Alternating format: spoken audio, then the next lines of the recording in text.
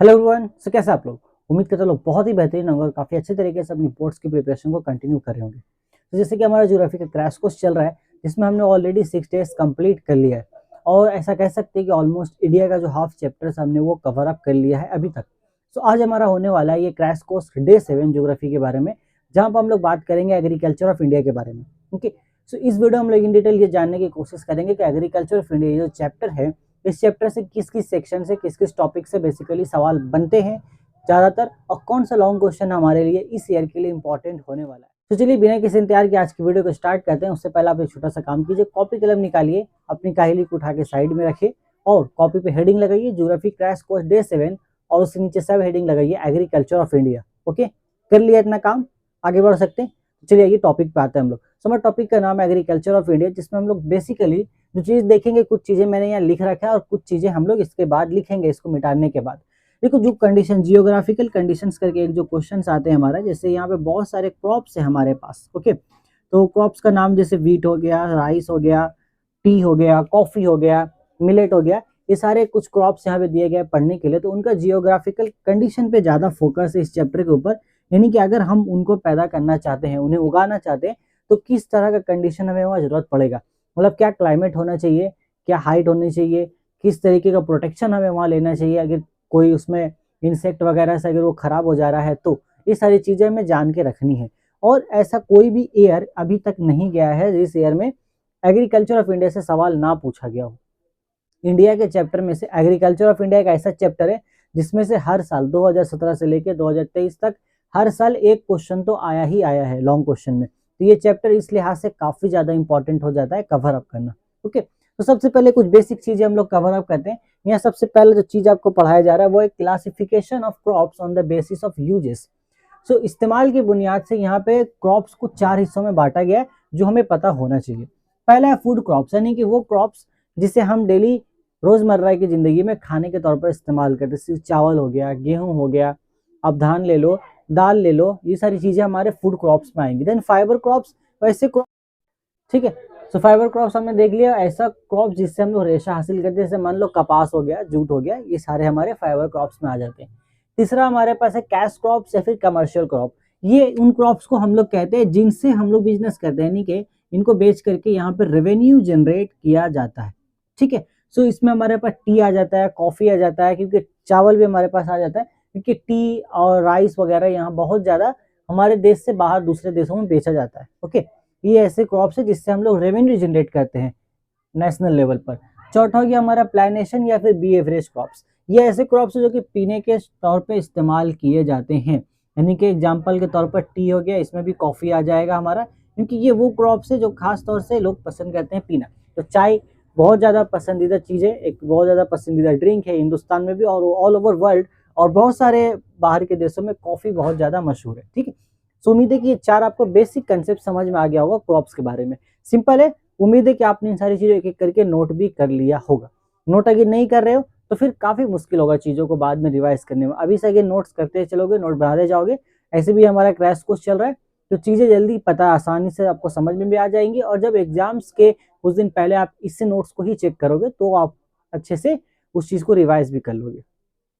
Simple है। यहाँ पे एक दूसरा क्लासिफिकेशन भी है क्रॉप्स का, जो है on the basis off season, यानी कि किस सीजन में कौन सा क्रॉप्स की पैदावार की जाती है, उसके लिहाज से यहाँ पर हमारा बांटा गया। तो सबसे पहला है खरीफ क्रॉप्स, फिर रबी क्रॉप्स, फिर जायद क्रॉप्स। तो कभी कभी खरीफ क्रॉप्स और रबी क्रॉप्स के बीच में डिफरेंस भी आ जाता है। तो खरीफ क्रॉप सिंपल वो क्रॉप्स है जो मई और जून में बोए जाते हैं और अक्टूबर और नवंबर में इनको काट लिया जाता है। सो मई या जून का जो महीना आप जा समझ सकते हो, जून के आसपास बरसात शुरू हो जाती है हमारी। सो बरसात के मौसम पे जिनको बोया जाता है और अक्टूबर नवंबर यानी कि ठंड की शुरुआत होते होते काट लिया जाता है, वो खरीफ क्रॉप्स है। क्लियर है यहाँ तक? देन रबी क्रॉप्स, नवंबर दिसंबर हमारा यहाँ पे ठंड की शुरुआत होती है, नवंबर के महीने से, यानी कि ठंड की शुरुआत में जिन फसलों को बोया जाता है वो हमारा रबी क्रॉप्स कहलाते हैं। इनको काटा कब जाता है? मार्च अप्रैल के महीने में, यानी कि गर्मी की जब शुरुआत हो रही होती है। क्लियर है? इन दो सीजन्स के बीच में जो बच गया हमारा जो टाइम पीरियड है, उनके बीच में यानी कि खरीफ क्रॉप्स और रबी क्रॉप्स के बीच में जायद क्रॉप्स को बोया जाता है। क्लियर है? होपफुली यहाँ तक आपको क्लियर हो गया होगा सारी चीजें। ठीक है, एग्जाम्पल्स आप किताब से इसको देख करके जो एग्जाम्पल्स उसको नोट कर लीजिएगा। ये काम मैं आपको एक्स्ट्रा दे रहा हूँ, मैं यहाँ लिख सकता था, मैंने सोचा था लिखने का, बट मुझसे नहीं, थोड़ा सा आप एफर्ट डालिए, किताब से देखिए क्या एग्जाम्पल्स है, सबके लिए 3-3 एग्जाम्पल आप पिक कीजिए, नोट्स में लिखिए, और सबसे बेहतर होगा कि आप कमेंट्स करके नीचे बताइए कि खरीफ क्रॉप्स का एग्जाम्पल क्या है, रबी क्रॉप्स में एग्जाम्पल्स क्या है, जायद क्रॉप्स के एग्जाम्पल्स क्या है। इससे क्या होगा, अगर आप नीचे कमेंट में वो कर देते हो तो इससे वो चीज आपको कंफर्मली यहाँ पर याद हो जाएगी, 100% कंफर्म वो याद हो जाएगा अगर आप अभी बुक से देख कर उसे यहाँ नीचे कमेंट सेक्शन में लिख देते हो तो। सो क्या आप करोगे, करते हो कि नहीं, वो हम लोग देखेंगे आगे, वो तो मुझे पता चल ही जाएगा जब मैं यहाँ पे कमेंट्स आपके चेक कर रहा हूँ। ओके, सो फिलहाल यहाँ तक इसको आप कॉपी कर लीजिए, हम लोग यहाँ से आगे बढ़ते हैं लॉन्ग क्वेश्चन की तरफ। ठीक है, जल्दी से इसको आप नोट कीजिए।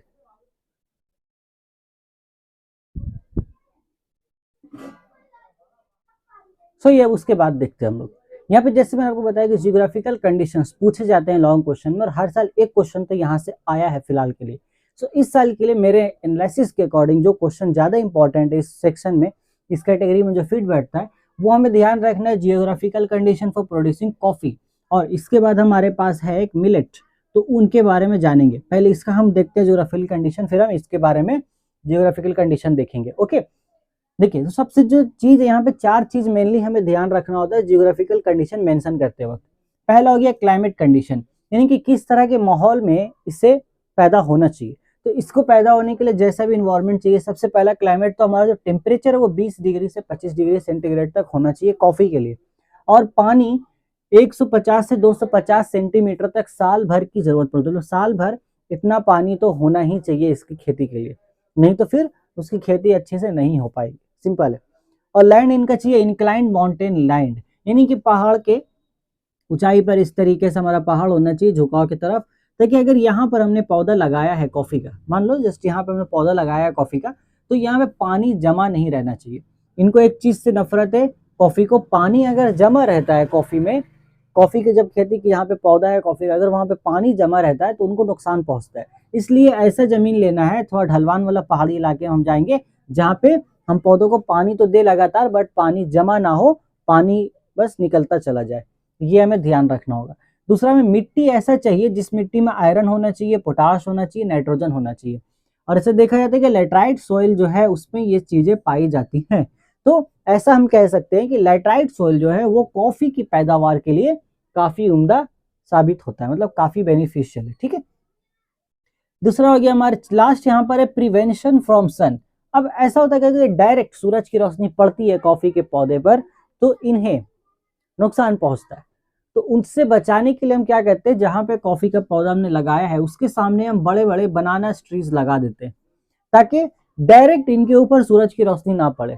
सूरज की रोशनी उनको चाहिए, ऐसा नहीं कि नहीं चाहिए, उसके बिना नहीं होगा, बट डायरेक्ट जब रोशनी पड़ती है तो डायरेक्ट सन रेज से यहाँ पे प्रोटेक्शन की जरूरत है। Direct sun rays is not good, direct sun rays is not good for coffee.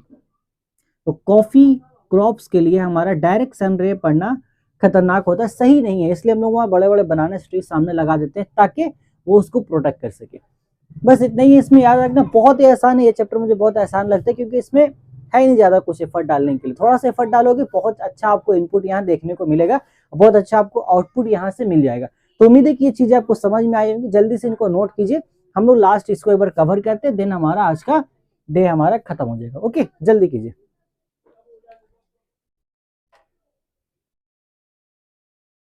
Okay, सो उम्मीद है कि वहां तक आपको कंसेप्ट सारा क्लियर हो गया, अच्छे से आपको क्वेश्चंस का आंसर समझ में आ रहा होगा। ठीक है, लास्ट हम लोग यहाँ देखते हैं अब मिलेट्स के बारे में कि इनके लिए क्या जियोग्राफिकल कंडीशन हमें चाहिए।